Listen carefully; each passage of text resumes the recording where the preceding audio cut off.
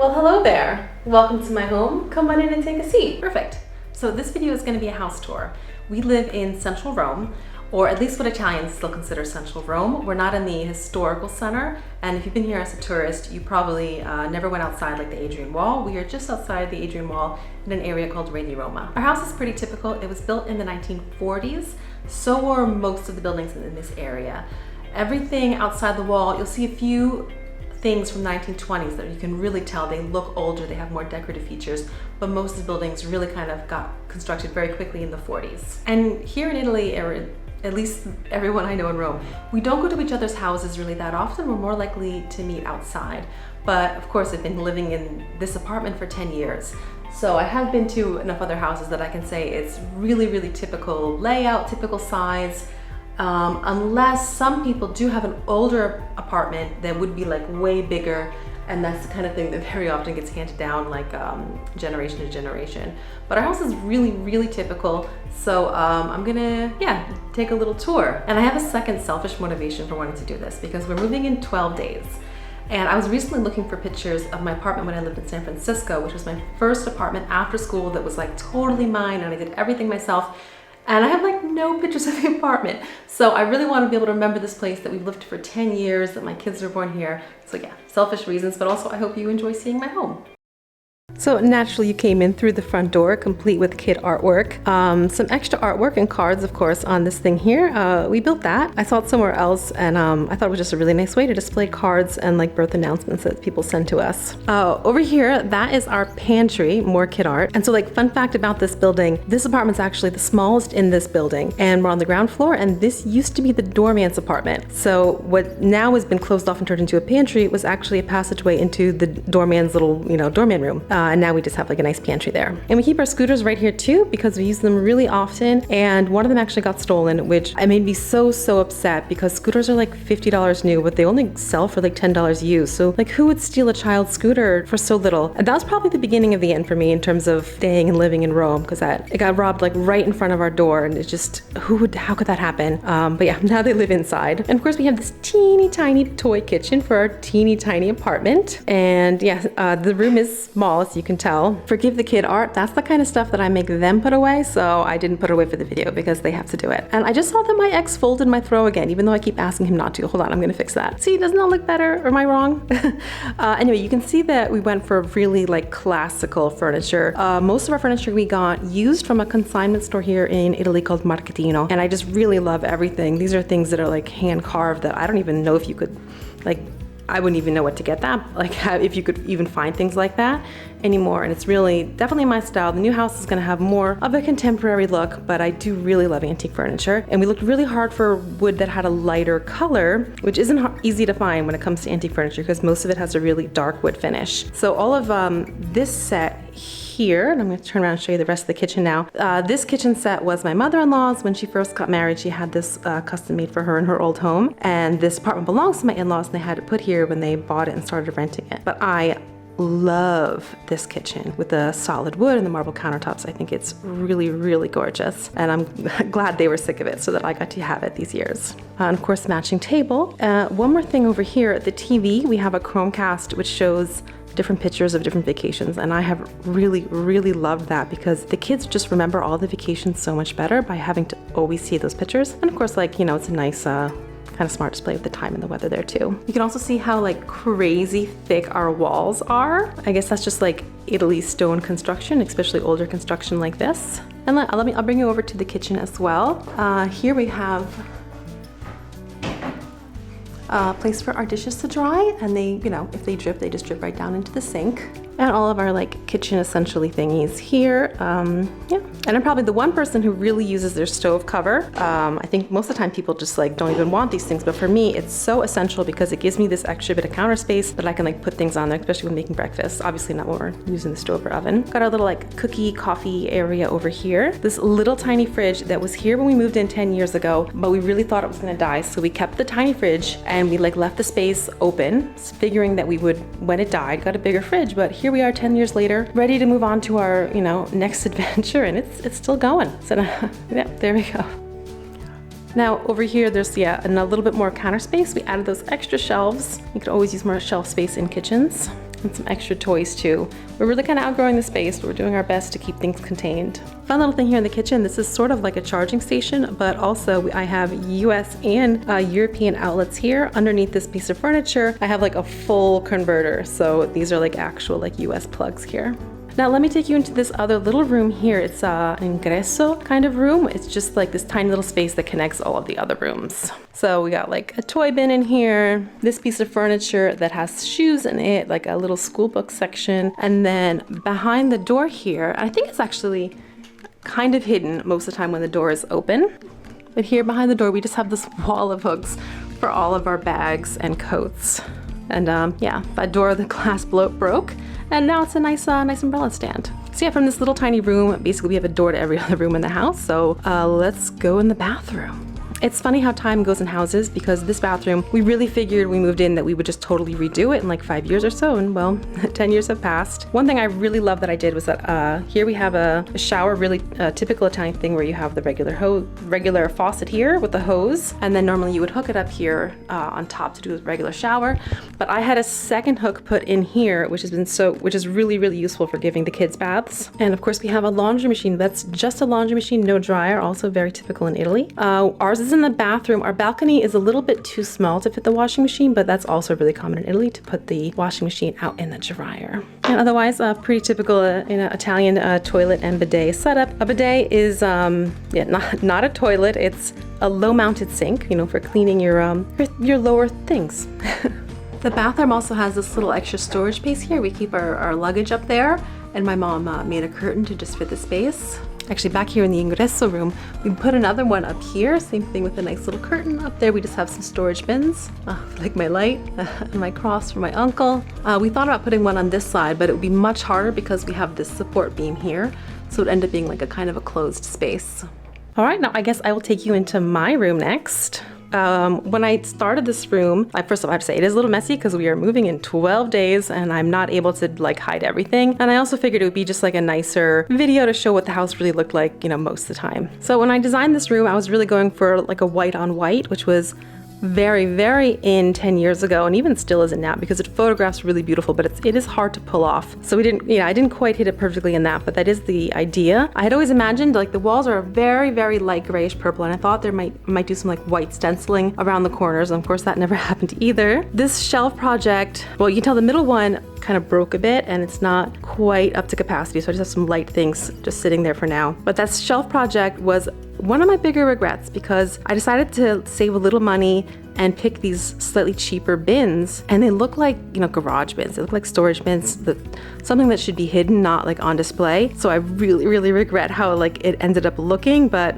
I guess it's over now. So there's my bed. We still have the little divider up. We put that up when our first daughter was really young and just kind of kept it because it's nice to have that extra security there to know that no one's gonna fall out of bed, because of course we have stone floors, and I don't want one of my kids falling out of bed onto that hard stone floor. Little nightstand area, a heating pad, if you know, you know. And then some things shoved in the corner because we're moving, the bookcase and my office. I think having the office in the bedroom is a really good use of a small space because the bed is for the nighttime and the office is for the daytime. However, it's been like a serious dream for a long time for me to have like an actual room that is an office, which I will have in the new house, and I am very, very, very excited about and have all kinds of plans ready. The other half of the room here, besides my nightstand, this is a piece of furniture. It has a French name. I'm not going to try to say it, but that's where all of my makeup and kind of beauty stuff is.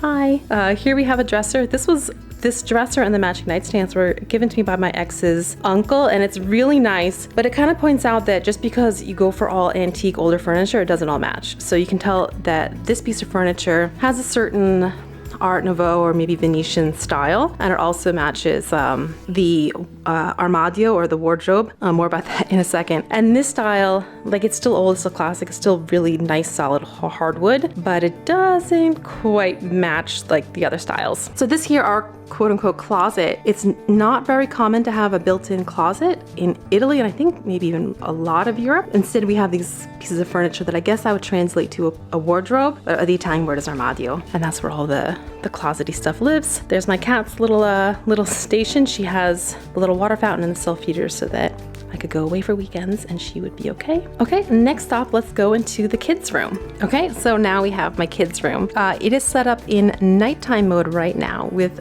the bed open. This is a trundle bed from IKEA and I love it. It's been so perfect for these early years. It's in the open setting right now and yeah, we have some like our bedtime stuff there, but you can tell there's really like no place to fall out of bed. I guess they could like go up over their pillows, but there's also something soft up there. And down here I kept the crib mattress and just kind of keep it on the floor. You can tell like they're just really nicely boxed in and it feels like they're so safe. But let me show you what it looks like when it's closed, more for like a playtime mode. Ready? Movie magic.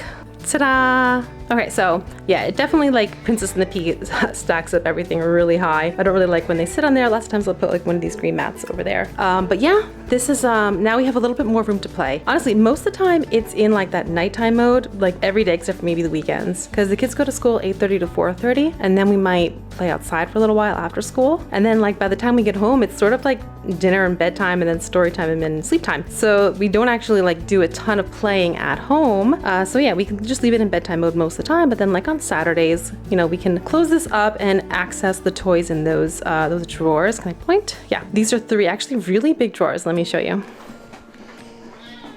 There are these like really big drawers. They go all the way back, like with the width of the bed. It's hard to like see back there, but yeah, like these three of them for all kinds of toys that they can access only when the bed is closed. Stella here is modeling the air filter. Aurora has a dust allergy, so we need to have that. But I've actually really liked it anyway. I think like everyone should have one in their bedroom. Of course, books, lots of books, Italian books, English books, all the books. And now those are some more toys. The toys kind of exploded in the past year. And yeah, we've kind of outgrown the space. But we also have a ballet bar that I really enjoy using as well. And the kids both use it for ballet and also just kind of like gymnasticsy, flipsy things. Back here we have some laundry. Like I said, we don't have a dryer, so clothes just get hung up here like this. We have one of these in my room, one of these in the girls' room, one of them in the bathroom. And yeah, even though my washing machine is really small, even if I had a bigger one, it wouldn't really help because they have to dry everything. Sometimes we can put stuff on the roof and we'll do that for sheets, but it's kind of a pain to go all the way up to the roof, let stuff, like hang the stuff and then, you know, go back up in a couple more hours and bring it back down. So I like to just use the inside ones whenever I can. And then of course they also have the Armadio wardrobes just like I do. Try to get a nice view of this. So the first version of this room just had this one piece and then like the crib was here. And then once we got rid of the crib, then we expanded this out to be two full ones. The mirror kind of makes it hard to see, but we have, you know, one full one here with two doors, one full one here with two doors, and then there's a skinny one here. And then that's Lavinia's, Aurora's, and then a shared one. These are Pax wardrobes, and I really, really love them. You get to completely customize like how high you want the bars and everything like that. I'll show you Aurora's. So we have one bar right at the top, and she's got a little more space because her dresses are longer, and then a shorter bar here for shirts. She likes to keep her little treasures in there. I hope I don't invade her privacy by showing it on camera. And then something that I really love specifically about Pax is these, actually let me show you first like this. These really shallow drawers. There's a normal drawer and then there's these kind of almost more like shelves that just come out. And this is where we have all the hair stuff. This is shared between the both of them. And it's yeah, I know it's a lot even for two kids. And then it's also really nice for like socks and underwear storage too, just having a little shallow one. And then of course there's like normal drawers, a little bit of a Pax tip for anybody. If you use the doors like that, that little buckle there keeps you from having a regular drawer on the bottom. But these wire drawers, because of the way it goes in a little bit like that, you can have a wire drawer at the very bottom, which is why they both do. All right, I think that's everything with the girls' room. Oh, let's go on the balcony. Stella's excited. We don't always let her out because there's an old lady across the way that gets angry about cats in the balcony, but sometimes just for a little fun. Okay, I might do this one-handed. It's pretty stiff. All right, here's our balcony. Oh, you can see the screens really good. These are attached by magnets so that we could like have screens without really committing to any kind of screen solution. So yeah, we have this little tiny balcony space. We haven't been using it so much recently, but it is set up with like a little table, you know, and some chairs, some plants I haven't been taking care of. Some aloe that Daniela took back from Thailand. I used to come out and sit here and even work for sometimes. But the problem is there's such a short period of time where the weather is nice and it isn't just like horrible mosquito season. Yeah, we have this little common green area. Stella's very excited. So obviously this is like the section for my building, and you can kind of tell they're all kind of sectioned off for the buildings that the part of the courtyard belongs to. Don't know what's going on with that building. Stella, don't go over there. There is definitely rats over there. Hopefully not in our part. That's the balcony. Yeah, it's all closed in. I mean, of course there is sky up there, but yeah, I think it is pretty. Even just yeah, just a closed-in courtyard. Stella enjoys it.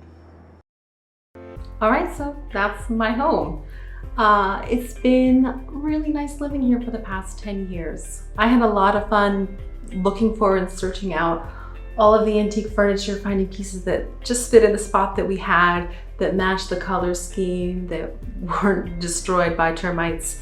And it's been, yeah, it's our home. It has been for 10 years. I'm really glad I thought to record this video, and I hope you enjoyed coming into my home with me, because honestly, it's gonna like never look like this again, because I'm gonna start doing like crazy packing the next couple days. And yeah, everything that's just kind of always been in these places, more and more stuff's gonna end up in boxes. In 2 weeks, once I move, I'll do another one of these videos for the new house, but like all empty. I think that'll also be fun, seeing that fill in and, you know, become a real home as well. I also have lots of ideas for like little organization projects and stuff that I think will be really great content for my productivity and organization channel. This video was of course much more personal, but I don't think you really have to, you know, have much background on the person to enjoy a house tour. I always enjoy a good house tour. Obviously my house is very tiny, but it's also a very typical apartment in Rome. I said before, this used to be the doorman's apartment, and actually originally this entire room was the salon, the living room, and it had one bedroom, one bathroom, and my kids' room was actually the kitchen. And when my father-in-law bought it, he moved all the kitchen hookups into this room to make it a living room kitchen. They actually call it an American kitchen in Italian. And then that to be like a second room, a cameretta in Italian. Yeah, having one full-size bedroom or camera and one smaller cameretta for the kids, and one bathroom is like super typical apartment. So yeah, it's small, but you know, we live in a Western European capital city. A lot of people have smaller homes, and it's been really perfect for us. There's things that I could do to make this space feel a little bigger. We actually have a storage space downstairs. I might put a picture of it, but it's really kind of spooky and creepy. But yeah, there's projects that I thought about doing that would give us a little more storage, put the toys in places where they're more out of sight, but still available to get to. But I also just really wanted another room and place to have an office. And of course, my next adventure, I'm going up to Switzerland. So nothing about this house could change that. You know, I look around this house, I've got my mother-in-law's kitchen. I have an antique mirror over there that was my ex's grandmother's, or he's getting everything back. And you know, things we built ourselves, lots of older things that were gifts, of that painting, for example. And yeah, most of it's staying behind. And I'm gonna miss all this stuff, but I'm really looking forward to the fresh start too. And I think I've rambled on long enough. Thank you for watching. And yeah, stick around and watch the next video of the new house. Ciao.